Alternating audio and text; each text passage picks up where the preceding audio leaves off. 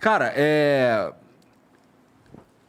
tu tá governador de São Paulo, mas você antes era deputado federal, não é? Eu comecei muito novo, viu, Igor? Eu, apesar de vir do interior e não ter uma família de políticos, né? Vim para cá fazer faculdade, aí resolvi entrar na vida pública. Advogado, né? Trabalhei lá com o Mário Covas antes de me formar. Então, quando o Covas ganhou a eleição de governador, era em 1995. Eu tinha 20 anos de idade e participei ativamente da juventude da campanha do Covas. E acabei entrando no governo, na área da agricultura. Minha família vem do agronegócio. Mas como é que foi esse caminho? Tu conhecia ele antes? Não, você vê como a vida, né? Eu vim para cá e tinha um amigo nosso lá de São José do Rio Preto, que é a minha terra natal, a região lá de Rio Preto, eu sou de Tanabi.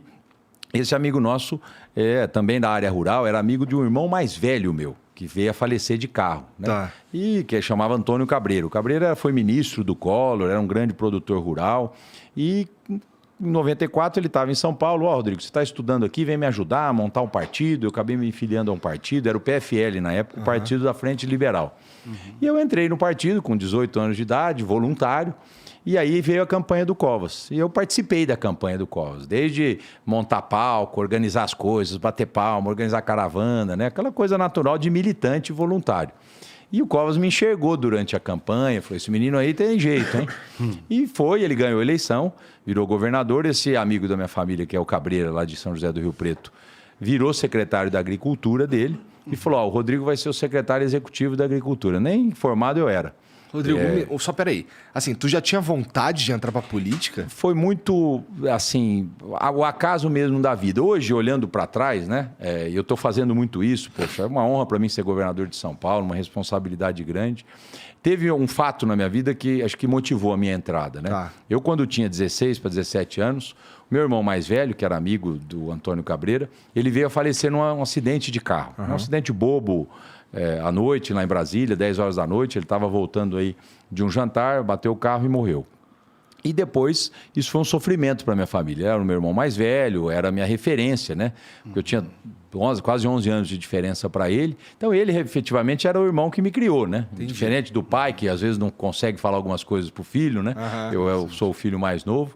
Foi meu irmão mesmo que pôs no eixo, que sempre me orientou, que fez uma formação mais rígida em cima de mim e, de repente, some da tua vida, né? O cara que era a tua referência vai embora. Isso foi um sofrimento muito grande em casa. Para os meus pais nem se fala, para mim, para o meu irmão, para a minha irmã. Enfim, nós éramos em 4.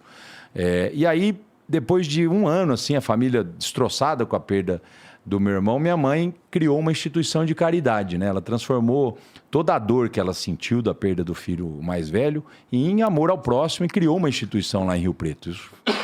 O Rancho de Luz já deve ter... Foi em 1993, existe, então 28 anos atrás, né? Quando meu irmão morreu, dali 6, 7 meses, ela falou, olha, nós não podemos aqui parar a nossa vida e nós temos que transformar tudo isso em amor ao semelhante. Então ela criou essa instituição e eu, muito jovem, isso impactou muito naquela época a minha vida. Depois eu vim para São Paulo fazer faculdade, a hora que vi eu estava nesse processo político e a hora que eu vi eu estava dentro do governo como secretário adjunto da Agricultura, muito jovem, né? Então, olhando para trás, eu acho que essa atitude, vamos dizer assim, da minha mãe, de pensar no semelhante, de pensar no próximo, ela sem eu perceber, mexeu muito comigo. Entendi. Fruto de uma tragédia familiar, se transforma isso em amor ao semelhante e isso mexeu comigo, porque a minha família não tinha nada a ver com isso. E aí as oportunidades foram surgindo, eu acabei trabalhando no governo e disputei a minha eleição de deputado, eu tinha 24 anos de idade. Novaço. E ganhei as eleições, né? Fui um dos mais votados na época do Estado, isso foi em 1998. Tive uma votação muito grande, fiquei entre os 5 mais votados do Estado e sem ninguém prestar atenção, né? Fala, poxa, desse menino veio da onde? Eu vim, enfim, fruto um pouco desse trabalho da minha mãe lá de Rio Preto, até a instituição, ela é muito forte até hoje, atende mais de 500 crianças, e eu sempre evitei até de ir lá muito para não politizar, né? Porque aquilo, minha mãe faleceu em 2020, e aquilo é uma herança que ela deixou para a cidade, né? Não é mais da família. Entendi. Hoje é uma instituição de caridade muito respeitada lá no Solo Sagrado em Rio Preto. E aí me elegi muito jovem, 24 anos de idade, deputado estadual. E a vida não parou mais, né? Eu fui deputado por 3 vezes, fui deputado federal depois 2 vezes, fui secretário em vários lugares, né? Eu virei um clínico geral na gestão pública. Eu gosto muito de gestão, de administração. Então, fui secretário de administração da cidade de São Paulo, depois secretário da área social do Estado, secretário da área econômica, desenvolvimento econômico, cuidei das universidades, cuidei do desenvolvimento econômico do Estado. Depois fui secretário de habitação, né? Também uma área muito bacana de se trabalhar, tudo né? Quando São Paulo. Tudo Estado, né?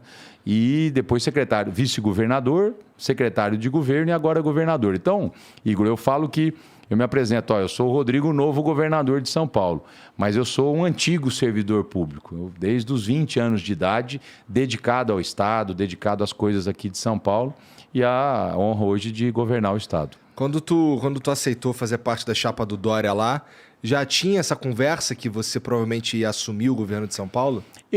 Em 2018, né, eu já era deputado federal, um dos mais votados, tinha muita força política no Estado, né, era de um outro partido, era do Democratas, o primeiro partido que eu filiei lá com 18 anos de idade. E aí foi uma coligação, porque essa coligação do PSDB e do DEM e alguns outros partidos, mas principalmente PSDB e DEM, começou lá com o Fernando Henrique e o Marco Maciel, lá atrás. Faz um tempão. Faz um tempão. E ela manteve-se em São Paulo, com o Serra, com o Geraldo, né? E com o Dória, no caso, eu como vice dele. E ele falava, Rodrigo, eu sou contra a reeleição, eu vou ficar um mandato só, e acho que, enfim, você tem bastante aptidão de gestão, você foi secretário aqui em todos os lugares, e ele, na época, me nomeou secretário de governo, porque o vice, Igor, não tem papel. O vice-presidente, o vice-prefeito, o vice-governador, ele assume nas vacâncias do titular. Sim. Né? É até uma coisa interessante. Você vai nos Estados Unidos, por exemplo... Lá o vice tem um papel. Tem, e o presidente, ele não sai. Quando ele sai do país, o vice não vira presidente, continua vice. Porque parte dos pressupostos que lá no Air Force One ele tem como administrar os Estados Unidos de lá. O vice, quando você não tinha essa tecnologia, então o cara saía, você tinha que ter alguém para responder. Hoje não precisa, hoje está tudo aqui, né?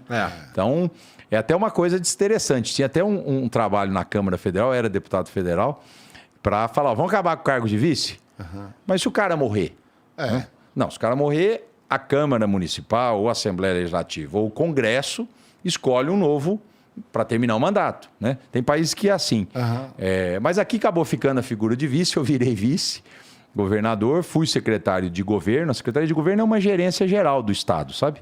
Então, todas as políticas públicas... Mas não é uma prerrogativa do vice. Não, isso é a decisão do governador. Tá. Fui o primeiro vice que ocupou essa secretaria. Tá. Né?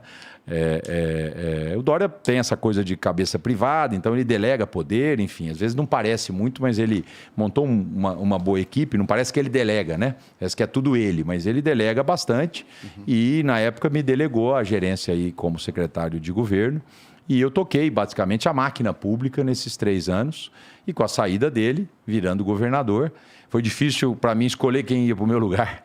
E na área de secretaria de governo, então eu peguei um técnico também do Estado, que trabalha comigo há muitos anos, o Penido, coloquei lá na secretaria de governo. Foi tranquilo largar esse osso?